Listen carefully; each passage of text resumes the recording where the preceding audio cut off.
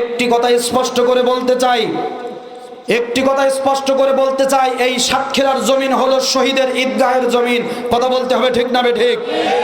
আজকের যখন ইসলামের উপরে সবচাইতে বড় আঘাত এসেছে, আলেম ওলামার উপরে যখন বড় আঘাত এসেছে, ইসলামের উপরে যখন বাতিলরা কটূক্তি করেছে, ইসলামের উপরে যখন নাস্তিক বেঈমানেরা এবং খনি হাসিনার দোসরেরা আক্রমণ করার চেষ্টা করেছে, সর্বপ্রথমে এই সাতক্ষীরার মানুষ বুলেটের সামনে, পুলিশের গুলির সামনে, রাইফেলের সামনে বীরের মতো বুক পেতে দিয়েছে, কিন্তু এক সেকেন্ডের জন্য কোনো বাতিলের সাথে আপোষ করেনি। এই সাতক্ষীরার তাওহীদি জনতা, ইসলাম প্রেমিক জনতা, কোরআন প্রেমিক জনতা প্রতিটা মুহূর্তে, প্রতিটা ক্ষণে 15 বছর বাতিলের মোকাবেলা করে এসেছে। ভাত ছেড়েছে, বাড়ি ছেড়েছে, স্ত্রী ছেড়েছে, প্রয়োজনে রাতের বেলা গোরস্থানে কবরের ভিতরে রাত কাটিয়েছে, কিন্তু এক সেকেন্ডের জন্য বাতিলের সাথে আপোষ করে মাথা নত করেনি। আজকে সেই সাতক্ষীরার জমিনে এসে যদি কোনো নামধারী বক্তারা টাকা চুক্তি করে কোরআনের ময়দানকে দূষিত করতে চায়, 50 বছর ধরে যে আল্লামা কোরআনের ময়দান, তাফসীরের ময়দান গড়ে গিয়েছে, যদি এই আল্লামার হাতের গড়া ময়দানকে যদি কেউ কুলুষিত করতে চায়, যদি কেউ নষ্ট করতে চায়, আল্লাহি, আল্লাহর কসম দিয়ে বলি, এ বাংলার জমিনে কঠিন কালেও নামধারী আলেমদেরকে এক মুহূর্তের জন্য ছাড় দেওয়া হবে না, হবে না, হবে না। কথা বলুন, ঠিক কিনা?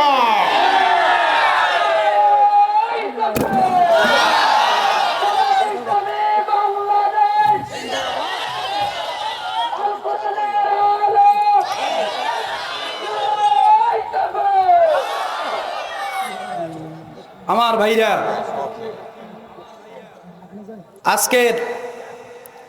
আজকের আমরা ইতিপূর্বে দেখেছি তাফসীর মাহফিলগুলো করতে গেলে থানায় আগে যেয়ে 10,000 টাকা ঘুষ দিয়ে আসতে হইতো। এরপরে বিভিন্ন অনুমতির গেড়া করে ফেলিয়ে আমাদেরকে তারা বিভিন্নভাবে হয়রানির শিকার করেছে। আগে আমরা বাতিলদের জুলুমের শিকার হয়েছি। আপনাদের হাতে দুইটা ধরি, এ কোরআনের ময়দানকে আপনারা চুক্তির টাকার নামে কোরআনের ময়দানটাকে আজকের এই তাওহীদি জনতার উপরে, কোরআন প্রেমিক জনতার উপরে আপনারা আর জুলুমবাজি করবেন না। কথা বলেন, ঠিক কিনা? বন্ধুগণ, আমার ভাইরা, আজকের সময় এসেছে ঐক্যের, আজকের সময় এসেছে এক প্ল্যাটফর্মে দাঁড়িয়ে ঐক্যের আহ্বান করতে। আজকের যারা এই মুহূর্তে এই সময়ে আসার পরেও, আল্লাহর এই প্রকাশ্য বিজয় দেওয়ার পরেও যেই সমস্ত আলেমেরা ঐক্য করতে চাইবে না, আজকে যারা টালবাহানা করবে, এদেরকে ঘরের ভিতরে আটকিয়ে রেখে যতক্ষণ পর্যন্ত ঐক্যের এক প্ল্যাটফর্মে না দাঁড়াবে, ততক্ষণ পর্যন্ত জাতি তাদের ছাড়বে না। কতক্ষণ, ঠিক কিনা? আমরা আজকের যদি এক হতে পারি, আমাদের চূড়ান্ত বিজয় সামনে অপেক্ষা করতেছে, ঠিক কিনা বলেন? আল্লাহ যেন আমাদেরকে কবুল করেন, বলেন আমিন। ভাইরা আমার, আসুন আমি ভূমিকায় সময় নেব না, ডাইরেক্ট আলোচনায় চলে যাই।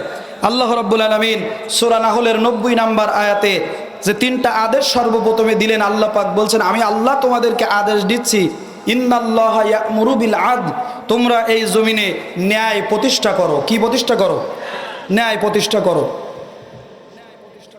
আমার মুসলমান ভাইয়েরা, ইসলাম প্রেমিক ভাইয়েরা, মায়েরা, দিলের কানটা দিয়ে কথাগুলো শুনবেন। মহান আল্লাহ রাব্বুল আলামিন আমার নবীকে ডাক দিয়ে বলতেছেন, নবী, দুনিয়ার মানুষদেরকে আপনি আদেশ দেন এই জমিনে তারা যেন ন্যায় প্রতিষ্ঠা করে, ইনসাফ প্রতিষ্ঠা করে। এই দুনিয়ার জমিনে বাতিলরা যে অসমবন্টন নীতি কায়েম করে গেছে, নবী আপনি দুনিয়ার মানুষদেরকে আদেশ দেন, আমি আল্লাহ তাদেরকে নির্দেশ দিলাম এ জমিনে তারা যেন ন্যায় প্রতিষ্ঠা করে, ইনসাফ প্রতিষ্ঠা করে। আজকের গোটা দুনিয়ার দিকে তাকিয়ে দেখেন, গোটা পৃথিবীর দিকে তাকিয়ে দেখেন, গোটা পৃথিবীতে ইনসাফের আজকের লেশ মাত্র, সিটি ফোটা মাত্র নাই। আদলের নীতি আজকের মানুষেরা অবলম্বন করে না। যেখানে যাবেন সেখানে দেখবেন অন্যায়, যেখানে যাবেন সেখানে দেখবেন অবিচার। ন্যায় বিচার ইনসাফ বিচারের কোনো লেশ মাত্র এই সমাজে নাই। কিন্তু আল্লাহ রাব্বুল আলামিনের এক নাম্বার আদেশ হলো, যেই আদেশখানা আমার আল্লাহ রাব্বুল আলামিন প্রতি জুম্মার সানি খুতবার ভিতরে আমরা ইমাম সাহেবেরা, আমরা খতিব সাহেবেরা জনগণকে জানিয়ে থাকি, জনগণকে শুনিয়ে দিয়ে থাকি, ও দুনিয়ার মানুষেরা, এ দুনিয়ার জমিনে তোমরা ন্যায় প্রতিষ্ঠা করো, ইনসাফ প্রতিষ্ঠা করো। বিচারের ক্ষেত্রে জমি বন্টনের ক্ষেত্রে, ভাই ভাইয়ের জমি জায়গা ভাগাভাগির ক্ষেত্রে, বিচারের ক্ষেত্রে, আইনের ক্ষেত্রে, দলের ক্ষেত্রে, এলাকার ক্ষেত্রে, ইউনিয়নের ক্ষেত্রে, পরিবারের ক্ষেত্রে, স্বামী স্ত্রীর ক্ষেত্রে, প্রত্যেকটা ক্ষেত্রে তোমরা ন্যায় প্রতিষ্ঠা করো, ইনসাফ প্রতিষ্ঠা করো। আল্লাহ রাব্বুল আলামিন এই ন্যায়ের উত্তম দৃষ্টান্ত দিয়েছেন আমার নবীকে দিয়ে। জোরে বলেন কাকে দিয়ে? আমার নবীকে দিয়ে আল্লাহ রাব্বুল আলামিন ন্যায়ের উত্তম দৃষ্টান্ত দেখিয়ে দিয়েছেন। ভাইরা আমার, ন্যায়ের মূর্ত প্রতীক, ন্যায়ের মূর্ত প্রতিচ্ছবি হলেন আমার নবী। ন্যায় কেমনে প্রতিষ্ঠা করতে হয়, ইনসাফ কেমনে প্রতিষ্ঠা করতে হয়, আদল কিভাবে প্রতিষ্ঠা করতে হয়, তার বাস্তব প্রমাণ আমার নবী এই জমিনে দেখিয়ে গেছেন। জোরে চিৎকার দিয়ে বলুন সুবহানাল্লাহ। ভাইরা আমার, প্রত্যেকটা পয়েন্টের ভিতরে এক একটা হাদিস রয়েছে।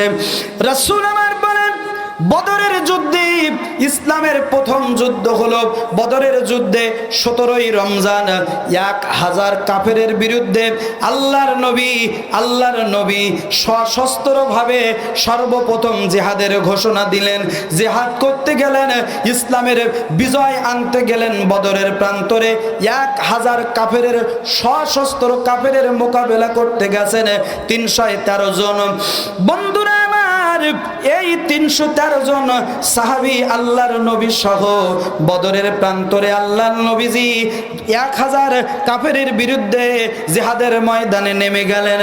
আমার আল্লাহ রাব্বুল আলামিন মুসলমানদেরকে আসমান থেকে ফেরেশতা নামিয়ে বিজয় দিয়েছিলেন। জোরে বলুন সুবহানাল্লাহ। ভাইরা আমার, যুদ্ধ শেষ হয়ে গেল। যুদ্ধে মুসলমানরা জয়লাভ করলেন সংখ্যা দিয়ে না, ঈমান দিয়ে। জোরে বলতে হবে। 1000 কাফের, 1000 কাফের, তার প্রতিপক্ষ হলেন মাত্র 313 জন। 1000-এর মোকাবেলায় 313 জন কি এটা সংখ্যা ছাড়া আর কি কিছু? সংখ্যা ছাড়া আর কিছু? অস্ত্র নেই, ঘোড়া নেই আমার ভাইয়েরা, উট নেই, এরপরে হাতি নেই, কিছুই নেই। নিরস্ত্রভাবে, এক প্রকার নিরস্ত্রভাবে ক্ষমতাশীল আবু জেহেল সরকারের বিরুদ্ধে বদরের প্রান্তরে ইসলামের বিজয় আনার জন্য রাসূল আমার ইমানের পরীক্ষা দিতে ইমান সাথে করে নিয়ে বদরের প্রান্তরে গিয়েছিলেন। আল্লাহ রাব্বুল আলামিন সংখ্যা দিয়ে বিজয় দেন নাই, ইমানের জোরে আল্লাহ পাক বিজয় দিয়েছেন। জোরে চিৎকার দিয়ে বলুন সুবহানাল্লাহ।